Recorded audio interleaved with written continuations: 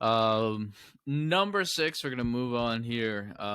This is definitely a guy who I view in a different tier as the top 5 guys on my big board, but I think he's still very good. Bennedict Mathurin, 6'6", 6'9", wingspan, Arizona. I'm pretty sure he's a sophomore. He's one thinner guy, thin ripped. He's not like a really bulky guy, but really athletic. Really can dunk on people. Like if you watch his highlights, it's gonna be a fun watch because you're gonna see some highlight dunks. Really good operator out of the pick and roll. I've seen him make a lot of good passes to the big, cutting to the basket, lobs, all those type of things. He's a very good passer, willing passer. And other than that, he's a really good 3-point shooter as well. It's kind of like he doesn't have any mid-range game other than maybe hitting a pull-up if the defense is low. But other than that, he doesn't have anything else.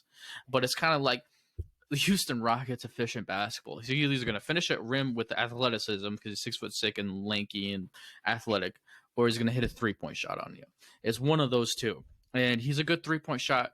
He's a decent 3-point shot creator for himself. He's not like overly amazing.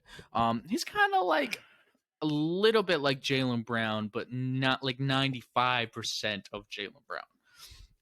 Where it's Jaylen Brown has more twitch, more like shot creation, but it's a similar kind of concept.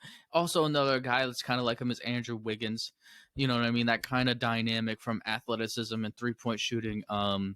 He's going to be a really good player in the NBA. I really feel like he could be a solid 18-4 and be a good defender on the defensive end because of athleticism and length and gifts. 6'6", 2 guard is tall. So I really feel like he could be a really good player on a really good winning basketball team, and I really feel like this is a very good player in the draft. Bennedict Mathurin, Arizona. Okay, Arizona. Is it Bennedict Mathurin? Yes. Here